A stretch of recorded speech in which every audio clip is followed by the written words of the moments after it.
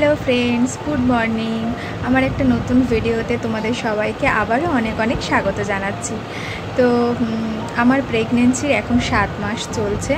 তো আমি সারা দিনে কি খাবার খাই সেটা আজকে তোমাদের সাথে শেয়ার করব। আমার মতো যারা প্রেগনেন্ট আছো আশা করছি তাদের সবারই কাজে আসবে। তো চলো দেখিয়ে দিই আজকে আমি কি ব্রেকফাস্ট করছি। তো দেখো ফ্রেন্ডস, এখানে আমি আজকে বাটার, রুটি, ডিম সিদ্ধ আর একটু আগের দিনে সুজি রয়ে গিয়েছিল, তো সেটা দিয়েই ব্রেকফাস্টটা করব। তো আজকে এটা ছিল বলেই সেটা করছি, কিন্তু এই প্রতিদিনই যে আমি এই সেম ব্রেকফাস্ট করি তা না। আমি যেমনই যাই থাকে, তোমরা নিশ্চয়ই সবাই জানো প্রেগনেন্ট মহিলাদেরকে ICDS স্কুল থেকে খাবার দেয়া হয়, খিচুড়ি, ভাত, ডিম সিদ্ধ এই সমস্ত দেয়া হয়। তো সেগুলো যখন দেয়া হয় তো তখন ওটাও যখন অ্যাভেলেবেল থাকে ওটা আমি খেয়ে নিই, নাহলে পান্তা মুড়ি যাই থাকে না কেন সেইটাই আমি দিয়ে ব্রেকফাস্ট করে নিই। তারপরে কিছুক্ষণ পরে আমি আবার যাই থাকে ফল বা বাদাম এই টাইপের খাবারগুলো খাওয়ার চেষ্টা করি। তো চলো এখন আমি ব্রেকফাস্টটা করে নিই, এরপরে আমি কি খাচ্ছি সেটা অবশ্যই তোমাদের সাথে আবার শেয়ার করছি। তো ততক্ষণের জন্য পাশে থাকো।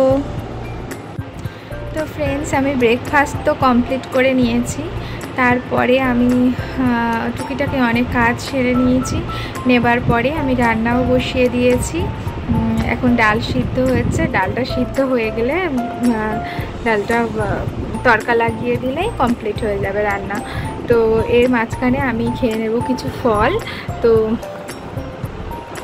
ফল আমি যেদিন যেরকমই ফল অ্যাভেলেবেল থাকে সেই দিন সেরকমই ফল খাই। এই শীতকাল ছিল তখন কমলা লেবু খেয়েছি, সিজনাল বিভিন্ন ফ্রুট খেয়েছি। এখন যেহেতু প্রায় গরমকাল পড়েই গেছে, তো যেমন ফল পাওয়া যায় সেরকম ফল খাওয়ার চেষ্টা করি। আর যেদিন ফল থাকে না সেদিন কিছু বাদাম ভিজিয়ে দিই, কিশমিশ, বাদাম, খেজুর এগুলোই খেয়ে থাকি।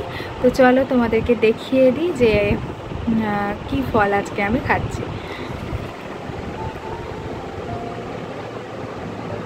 আজকে রয়েছে আঙুর, মৌসম্বি আর আপেল। তো আজকে 3 রকম রয়েছে, কোনো দিন এক রকমও থাকে, তো সেদিন সেইভাবে খেয়ে নিই। তো চলো ফলগুলো এখন খেয়ে নিই আমি, তারপর তোমাদের কাছে আবার ফিরে আসছি। তো দেখো ফ্রেন্ডস, লাঞ্চের মেনু নিয়ে চলে এলাম। এই সময়টাই সবসময় হালকা পাতলা খাবার খাওয়াই উচিত। আমার কখনো কখনো রিচ হয়ে গেছে, তো তোমরা চেষ্টা করো হালকা পাতলা খাবার খাওয়ার। দেখো এখানে আমি নিয়ে নিয়েছি ভাত, পাতলা মুসুরির ডাল, সমস্ত সবজি দিয়ে চিকেনের আইটেম আর একটা মাছের আইটেম। তো সব দিন তো মাছ মাংস একসাথে হয় না, আজকে হয়েছে। যেদিন যেরকমই হয়, শুধু মাছও খাই, শুধু ডিমও খাই, শুধু মাংসও খাই, আবার নিরামিষ দিনে নিরামিষও খাই। তো লাঞ্চের মেনুটা কেমন লাগলো জানিও। দেখো এখন বিকাল হয়ে গিয়েছে, তো সাধারণভাবেই একটু খিদে পেয়ে যায়, তো ভেজ চাউমিন খেয়ে নিলাম। কেমন লাগলো জানিও। হ্যালো গাইস, আমরা এখন চা খেতে বসেছি। এই যে আমার বর, আমার হাজবেন্ড আর কি। এখন আমরা খাচ্ছি চা, বিস্কুট, চিপস আর চর্দি দিল্লি থেকে এনেছিল এই যে ভুজিয়া, এই সমস্ত দিয়ে আমরা এখন চা খাচ্ছি আপাতত। এরপরে পরোটা হবে, পেটাই পরোটা, তাই তো? পেটাই পরোটা হবে, যেটা আমার শাশুড়ি মা খুব ভালো বানায়। আর হবে কি হবে, আলুর দম, আর হয়তো সুজি হলে হতে পারে। এই হচ্ছে আজকে রাত্রে আমাদের ডিনার। টাটা গাইস, ভালো লাগলে চ্যানেলটাকে সাবস্ক্রাইব করে দিও। হ্যালো ফ্রেন্ডস, দেখো রাত্রের ডিনারের রেসিপি নিয়ে চলে এলাম। এখানে আমার হাজব্যান্ড কিছু কাজ করে নিচ্ছে। দেখো ওর হ্যান্ড রাইটিং কত সুন্দর, এক স্পিডে লেখে। তো যাই হোক, ও কাজগুলো করে নিই, ওর জন্য একটু ওয়েট করছি। সবসময় একটু তাড়াতাড়ি ডিনার করে নেওয়ার চেষ্টা করবে। আর সারাদিনে অবশ্যই 1 গ্লাস দুধ খাওয়ার চেষ্টা করবে। দুধ না খেতে পারলে দই বা দুধ দিয়ে তৈরি অন্য প্রিপারেশন রাখার চেষ্টা করবে সারাদিনের খাদ্য তালিকায়।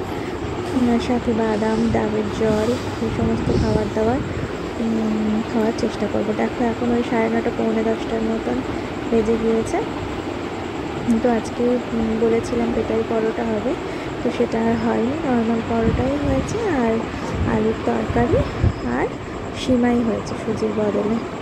তো যাই হোক, এই দিয়ে আজকে আমাদের ডিনারটা কমপ্লিট করে নেবো। কেমন হয়েছে ফ্রেন্ডস জানিও, আর এভাবেই পাশে থেকে টাটা।